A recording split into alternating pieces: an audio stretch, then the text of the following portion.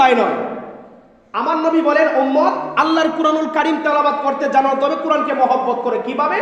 এইভাবে কোরআনকে বুকে নাও। এটা তো আমরা পারবো সবাই। এইভাবে কোরআনকে বুকে নাও, বুকে নিয়ে কোরআনকে মহব্বত করো। আল্লাহর কাছে বলো আমি তেলাওয়াত করতে জানি না, সওয়াব যেন আল্লাহ তুমি আমারে দাও।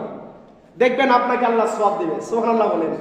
তাহলে আল্লাহর কালাম এটা এমন একটা জিনিস, এটার সাথে লাগলেই সম্মানিত হওয়া যায়, লাগলে এটার সাথে সম্পর্ক রাখলেই সম্মানিত। উদাহরণ দিচ্ছে একটা, এই দেখেন এটা হচ্ছে রিয়াল, এটা প্লাস্টিকের বলেন, খাট দিয়ে বানানো হোক, এসএস দিয়ে বানায়, যে কোনো জিনিস দিয়ে বানায়। এইরকম একটা প্লাস্টিক যদি মাঠে রাস্তায় পড়ে থাকে, মানুষ এটার উপর দিয়ে হাইটা গেলেও এটাকে উঠাইয়া ধরবে না। কথা বলে ঠিক না বেঠিক? একটা রিয়াল এইটা যদি এই মুহূর্তে কারো পায়ে যদি লাগে মসজিদ গড়ে, এটাকে এমনি রেখে দিবে না, একটা চুমা দিবে, সালাম করবে? কি বলেন আপনারা? একটা চুমা দিবে না কেন?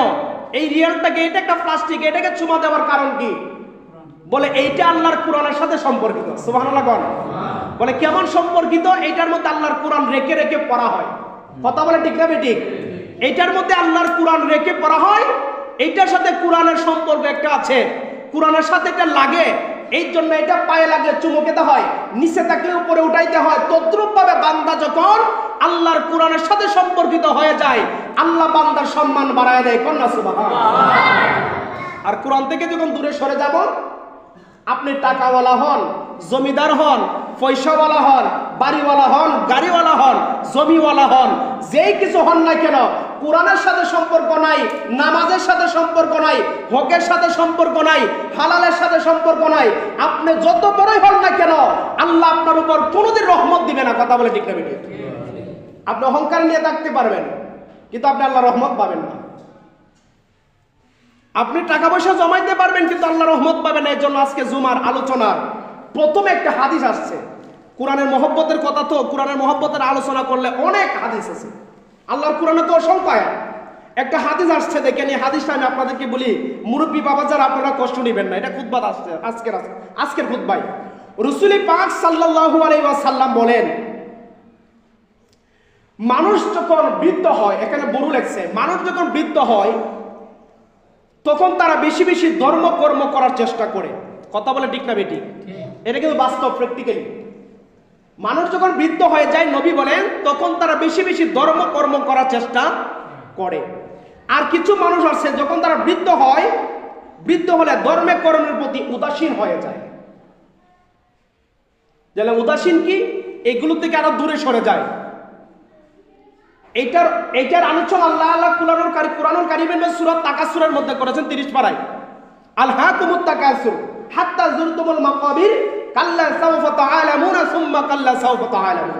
আল্লাহ কয় বান্দারে যখন সম্পত্তি যখন আমি আল্লাহ দেই, টাকা পয়সা যখন দেই, দন্দৌলত যখন দেই, বান্দা যখন পায়, তার বয়স যখন বৃদ্ধ হয়ে যায়, সম্পত্তির মায়ায় মোহের মধ্যে পড়ে সে আল্লাহর কাছে আরো সম্পত্তি চায়। কোন নাউজুবিল্লাহ। আমার নবী এইটাই বলেছেন এখানে। আল্লাহ কয় বান্দারা যখন দেয়, বান্দার বয়স যত বৃদ্ধই হোক, সে আরো সম্পত্তি চায়, আল্লাহর কথা বলে যায়।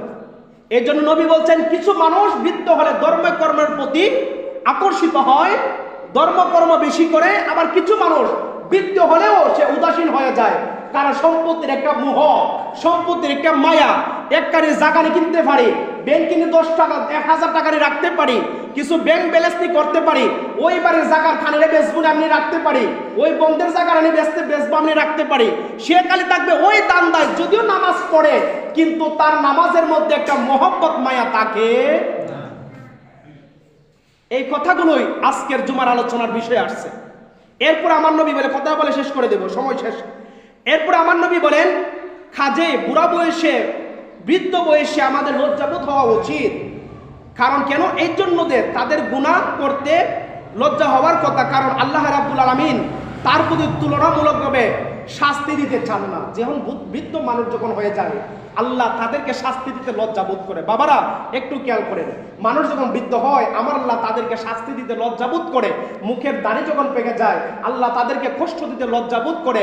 আমার নবী কয়, তারা যখন আল্লাহর কাছে যখন ইবাদত করে, আল্লাহ তাদের ইবাদতগুলো কবুল করে। সুবহানাল্লাহ। এরপরে আমার নবী বলতেছেন, বৃদ্ধকে আল্লাহ রাব্বুল আলামিন গজব দিতে লজ্জা পান। এটা আমার নবী বলছেন স্পষ্টই, বৃদ্ধকে গজব দিতে আল্লাহ লজ্জা পান।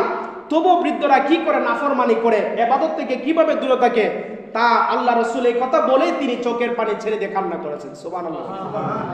তাহলে চিন্তা করে দেখেন আমরা জীবনটা কিভাবে গঠন করব। আমরা সবাই চেষ্টা করব আমাদের বাচ্চারা যারা আছে আমরা সবাই যেন বিশেষ করে আমরা নামাজের প্রতি নিজেরও যেন যত্নশীল হই, কোরআনের প্রতি নিজেরও যেন যত্নশীল হই, আমাদের বাচ্চাদেরকে যেন আল্লাহর কোরআন শিখার জন্য যেন বেশি বেশি উৎসাহিত করি। যতই কাজ থাকুক অন্তত পক্ষে ফজরের নামাজে পড়ে আপনার বাচ্চাকে কোরআন শিখার জন্য আপনি পাঠান। কিছুদিন পরে দেখবেন যখন বড় হয়ে যাবে একটু, আপনার সন্তান আর কোরআন কারিম শিখার জন্য মসজিদের দিকে আর অগ্রসর হবে না। আপনি ফিরবেন তারপরও দেখবেন সে আর আসবে না। অনেক বাচ্চারা আছে মক্তবে আমি ডাক দেওয়ার আগে চলে আসে, অনেক বাচ্চারা আছে মক্তবে আমি সকালে ডাক দেওয়ার আগে চলে আসে, কারণ তার প্রতি একটা টান হয়ে গেছে। কথা বলে ঠিক না বেটি? একটা কোরআনের প্রতি একটা টান হয়ে গেছে যে আপনি যখন প্রতিদিন তখন তাকে তাগিদ দিবেন দেখবেন সে একটা টান হয়ে যাবে। এই টানটা আপনার তাগিদ দেওয়াটা একদিন আপনার নাজাতের ওসিলা হবে। রব্বুল আলামিন যেন আমাদেরকে কবুল করে, আমিন বলেন। আমরা সুন্নাত আদায় করি।